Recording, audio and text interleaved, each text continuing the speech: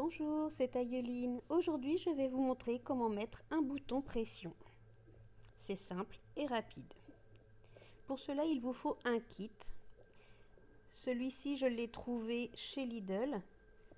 Donc, j'avais des boutons pression de toutes les couleurs et un petit peu toutes les formes. Mais moi, j'ai préféré en racheter des noirs et des blancs tout ronds. Avec, il y avait un tournevis, un autre morceau en caoutchouc et deux socles de tailles différentes en fonction de la grosseur des boutons pression que vous avez. Voilà, ça c'était le gros et ça c'était le petit, mais le moyen convient très bien, celui que j'ai mis sur ma pince pour les boutons pression ronds classiques.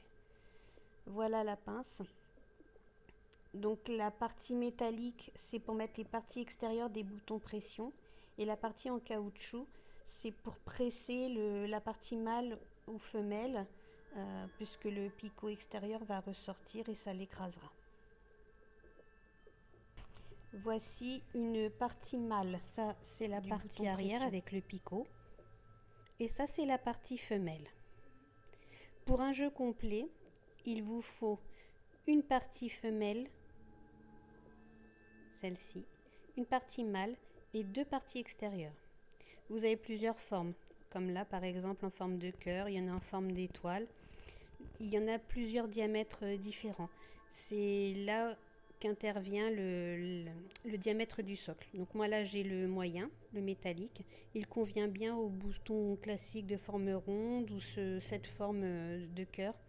Donc je garderai ce socle là pour vous montrer comment faire.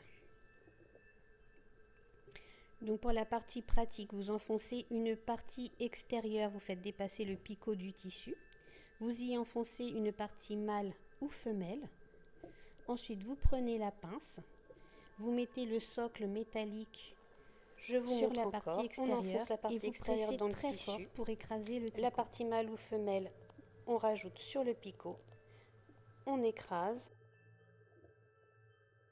On aplatit bien l'intérieur et voilà, on teste pour voir si on a bien écrasé et si ça ferme bien. Et là on voit que ça ferme très bien, j'ai du mal à l'ouvrir.